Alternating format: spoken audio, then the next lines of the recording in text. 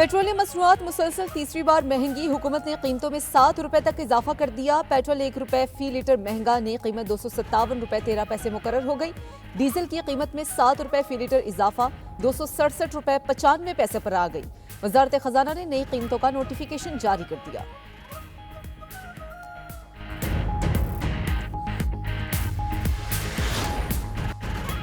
दुनियाई क्रिकेट का बड़ा मैदान पाकिस्तान में सजने को तैयार। शायकीन की धड़कनें तेज। पीसीबी ने सहमुल की सीरीज और चैंपियंस ट्रॉफी के लिए 15 रुकनी कौमी स्क्वाड का ऐलान कर दिया।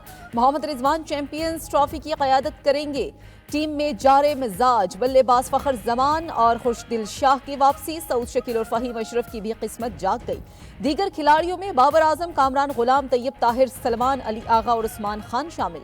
बॉलर्स में नसीम शाह, शाहीन आफरीदी, मोहम्मद हसनैन, हारिस रऊफ और अबरार अहमद को मुंतखब किया गया। यही टीम न्यूजीलैंड और जनूबी अफ्रीका के खिलाफ सह फरीकी वनडे सीरीज में भी हिस्सा लेगी। चैंपियंस ट्रॉफी का आगाज 19 फरवरी को पाकिस्तान और न्यूजीलैंड के मैच से होगा। पाकिस्तानी टीम टाइटल का दिफा करेगी। 2017 में ट्रॉफी जीतने वाली टीम ने ही नए स्क्वाड का ऐलान किया। कौमी टीम के सिलेक्टर असद शफीक मुंतखब खिलाड़ियों के बेहतरीन खेल के लिए पुरुमीद। माशाल्लाह ये चैंपियन ट्रॉफी विन हुई थी 2017 में और ये 2025 की चैंपियन ट्रॉफी इंशाल्लाह पाकिस्तान विन करेगा। दुआ को है कि फहीम अशरफ बहुत अच्छी परफॉर्मेंस देगा और विकेट टेकर बॉलर बनेगा इंशाल्लाह और अच्छी बैटिंग में परफॉर्म करेगा। फहीम अशरफ के अहले खाना क्रिकेटर की स्क्वाड में शमूलियत पर खुश। ऑलराउंडर के भाई नवीद अशरफ फहीम की बेहतरीन परफॉर्मेंस के लिए पुरुमीद। कहा कि फहीम बेहतरीन फॉर्म में है। बांग्लादेश लीग में भी शानदार कारकर्दगी दिखा रहे हैं। हैदराबाद से ताल्लुक रखने वाले मोहम्मद हसनैन की फैमिली और दोस्तों का भी खुशी का इजहार। कहा हसनैन ने लाइन एंड लेंथ पर काफी काम किया है। चैंपियंस ट्रॉफी में अपना इंतखाब दुरुस्त साबित करेंगे।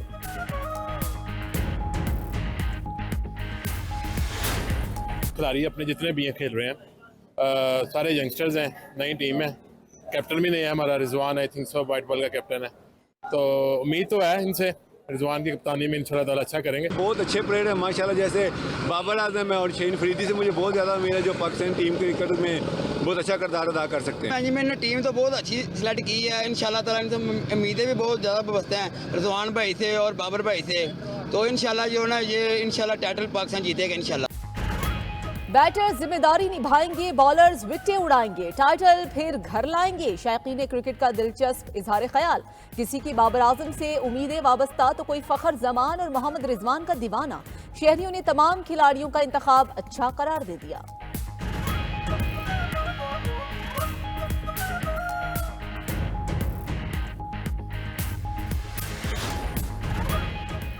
खूबसूरती का शाहकार कज़ाफी स्टेडियम गैर मुल्की टीम्स की मेजबानी के लिए तैयार। वज़ीर-ए-आज़म 7 फरवरी को स्टेडियम का इफ्तिताह करेंगे। चेयरमैन पीसीबी मोहसिन नकवी का कहना है कि स्टेडियम्स की बरवक्त तामीर होने पर बहुत से लोगों के ख्वाब टूट गए। 16 फरवरी को चैंपियंस ट्रॉफी की इफ्तिताही तकरीब होगी। पीसीसीआई समेत तमाम बोर्ड्स को मदऊ किया गया है। हमारा मकसद चैंपियंस ट्रॉफी को कामयाब बनाना और बेहतरीन तफरीह देना है। मोहसिन नकवी का कज़ाफी स्टेडियम का विजिट।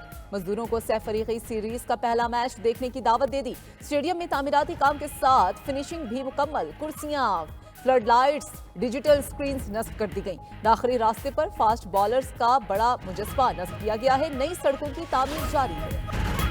इस्लामाबाद हाई कोर्ट में बाहर से कोई जज ना लाया जाए। किसी दूसरी हाई कोर्ट से जज लाकर चीफ जस्टिस ना बनाया जाए।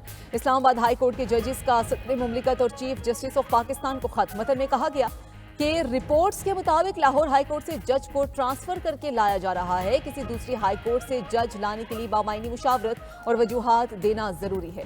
हाई कोर्ट में खाली असामियां जज के ट्रांसफर का जवाज नहीं हो सकती।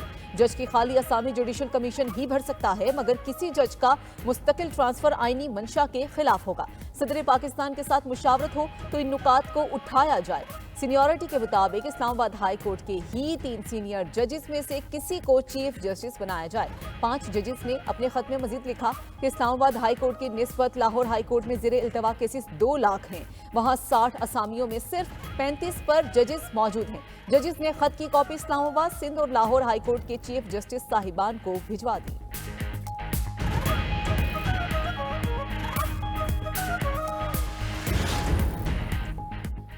चीफ जस्टिस याहिया अफरीदी से वजीर कानून आजम नजीर तारड़ और अटॉर्नी जनरल मंसूर एवान की मुलाकात। जराये के मुताबिक चीफ जस्टिस के चैम्बर में होने वाली मुलाकात में जुडिशल कमीशन के इजलास पर तबादला ख्याल हुआ। आज जुडिशल कमीशन के इजलास में पेशावर हाई कोर्ट में एडिशनल जजेस की तकर्री पर गौर होगा। वजीर कानून आजम नजीर तारड़ ने मुलाकात पर इजहार ख्याल करते हुए कहा कि हर जुडिशल कमीशन के इजलास से पहले मीटिंग होती है। चीफ जस्टिस याहिया अफरीदी से यूरोपीय यूनियन के नुमाइंदा खसूसी इंसानी हुकूक की मुलाकात। जुडिशल बैकलॉग, अदलिया की सालमियत और आज़ादी से मुतालिक बातचीत की गई। नुमाइंदा खसूसी का इंसानी हुकूक की जिम्मेदारियां पूरा करने में पाकिस्तान की हिमायत के अज़म का यादा।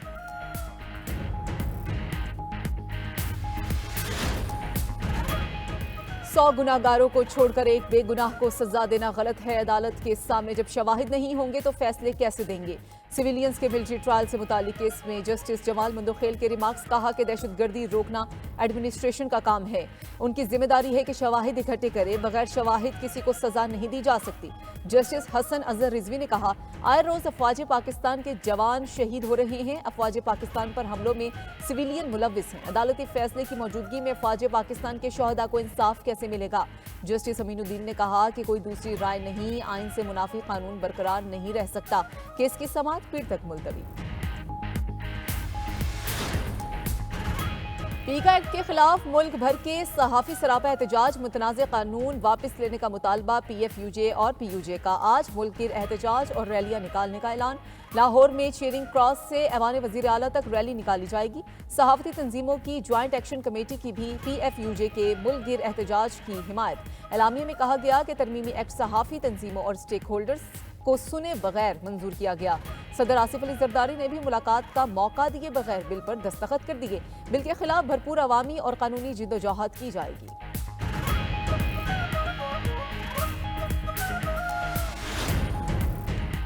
बताएं पीका एक्ट में कौन सी शिक मुतनाज़ है, इस पर बात करने को तैयार है। वज़ीर इत्तलात अता तारड़ का कहना है कि सोशल मीडिया पर जाली खबरें और लोगों को हिरासा किया जाता है। पीका एक्ट सोशल मीडिया के गलत इस्तेमाल को रोकने के लिए लाया गया। जो मुतनाज़ चीज़ है वो बताएं, पूरे बिल को मुतनाज़ा ना बनाया जाए। पार्लियामेंट और सदर की तौसीक से पीका एक्ट कानून बन चुका। अभी रूल्स बनना बाकी हैं जिन पर मुशावरत की गुंजाइश मौजूद है। सेनेटर इरफान सदीकी ने कहा कि मानता हूं पीका एक्ट जल्दबाजी में लाया गया, ये अब मुतनाज़ कानून हो गया है, इस पर मुशावरत होनी चाहिए थी।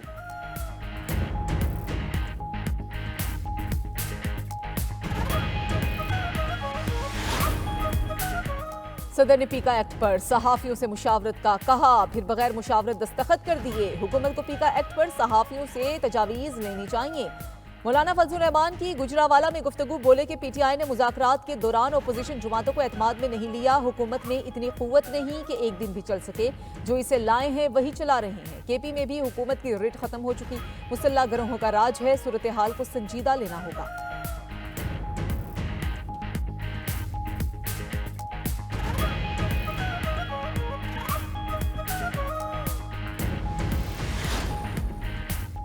खुर्रम में तमाम तर कोशिशों के बावजूद फायरिंग का वाकया। एक पुलिस एहलकार शहीद। Additional assistant commissioner Saeed Mannan समेत 2 एहलकार जख्मी हो गए। कमिश्नर हाउस कोहाट में ग्रैंड जिरगे का इनेकाद।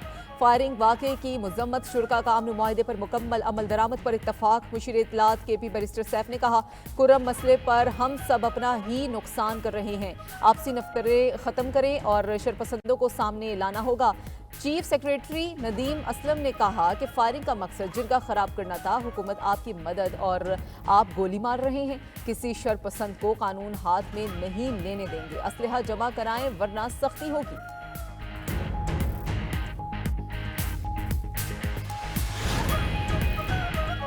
पंजाब असम्बली के बाद MNAs और सेनेटर्स की तनख्वाह में भी इजाफा। अरकान कौमी असम्बली और सेनेट ने 5,19,000 तनख्वाह वसूल की। पार्लिमानी जराये के मुताबिक इजाफा 1 जनवरी 2025 से लागू किया गया। अरकान असम्बली की तनख्वाह वफाकी सेक्रेटरी KP स्केल को मद्देनजर रखकर बढ़ाई गई है। स्पीकर कौमी असम्बली सरदार अयाज सादिक और डिप्टी स्पीकर की तनख्वाह नहीं बढ़ाई गई। वो अब भी 2,18,000 रुपए माहाना ही वसूल करेंगे।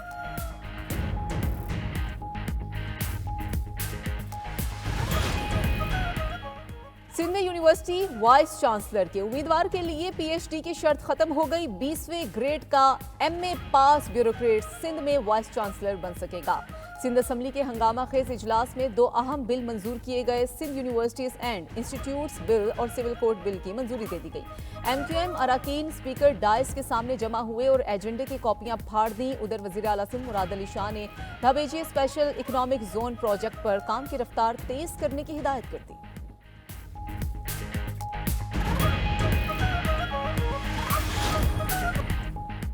मोहब्बत की तलाश में कराची आने वाली अमरीकी खातून आखिरकार अपने वतन वापस जाने को तैयार। वीडियो बयान में ओनेजा एंट्रियो ने कहा कि उसके पास पैसे नहीं हैं, न्यूयॉर्क तक वापसी का टिकट फराहम किया जाए। खातून इससे कबल हुकूमत से $1 लाख फराहम करने का मुतालबा भी कर चुकी है। अमेरिका में मुकीम खातून के बेटे का वीडियो पैगाम भी सामने आ गया। कहा कि मां जहनी मरीजा है, अपने पाकिस्तानी दोस्त से मिलने के लिए पाकिस्तान गई थी। वालिदा को समझाने की बहुत कोशिश की मगर वो नहीं मानी। नेशनल हाईवे अथॉरिटी ने तमाम मोटरवेज पर गाड़ियों पर एम टैग लाजमी करार दे दिया। नोटिफिकेशन के मुताबिक आज से एम टैग ना होने पर 25% टोल टैक्स इजाफी वसूल किया जाएगा। तर्जुमान NHA के मुताबिक एम टैग के लिए 31 जनवरी की डेडलाइन दी गई।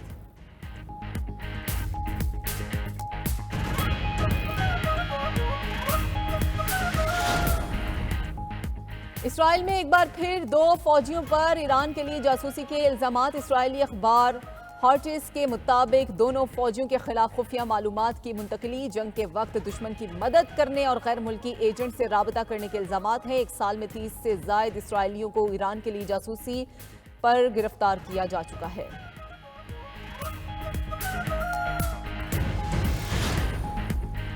अमेरिका ने कनाडा और मेक्सिको पर 25% टैरिफ का नफाज 1 मार्च तक मुलतवी कर दिया। अमेरिकी सदर डोनाल्ड ट्रंप की ब्रिक्स ममालिक पर भी 100% टैरिफ लगाने की धमकी। ब्रिक्स ममालिक में भारत, चीन, रूस, ब्राजील और जनूबी अफ्रीका शामिल हैं।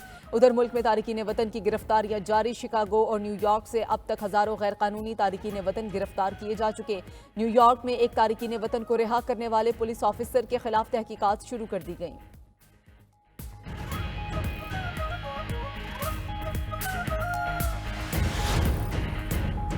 इसराइली स्पाईवेयर कंपनी की व्हाट्सएप सार्फिन के अकाउंट्स हैक करने की कोशिश कामयाबी न मिल सकी। मेटा ग्रुप ने इसराइली कंपनी पैरागोन सॉल्यूशंस को कानूनी नोटिस भेजते हुए सीज एंड डिजिस्ट लेटर जारी कर दिया। अमेरिकी सिक्योरिटी इदारों को भी आगाह कर दिया गया।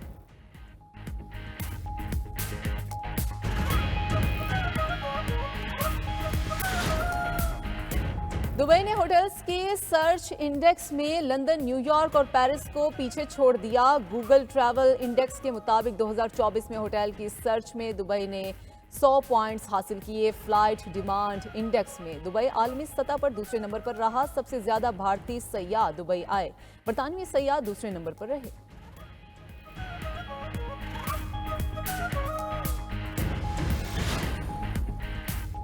टोक्यो में गड्ढे में गिरे 74 साला ट्रक ड्राइवर को बचाने के लिए रेस्क्यू ऑपरेशन। हुक्काम के मुताबिक जमीन मुसलसल खोखली होने के बायस गड्ढे की चौड़ाई 4 गुना बढ़ चुकी है। सीवरेज का पानी रोकने के लिए 12 लाख रिहायशियों को नहाने और कपड़े धोने से मना कर दिया। 200 से ज्यादा घरों को खाली भी करा लिया गया।